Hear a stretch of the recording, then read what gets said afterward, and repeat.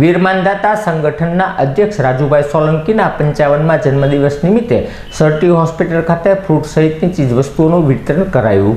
ભાવનગર વીર માનધાતા સંગઠનના અધ્યક્ષ રાજુભાઈ સોલંકીના 55મા જન્મદિવસ નિમિત્તે સેવાકીય કાર્યક્રમનું આયોજન કરવામાં આવ્યું હતું। આ ઉજવણી અંતર્ગત વીર માનધાતા સંગઠનના કાર્યકર્તાઓ દ્વારા પ્રથમ વીર માનધાતાની પ્રતિમાને પુષ્પાંજલિ અર્પિત કરવામાં આવી હતી। બાદ કેક કટિંગ સાથે જન્મદિવસની ઉજવણી કરી સરટી હોસ્પિટલ ખાતે દર્દીઓની સેવા અર્થે ફ્રૂટ સહિતની ચીજવસ્તુઓનું વિતરણ કરવામાં આવ્યું હતું।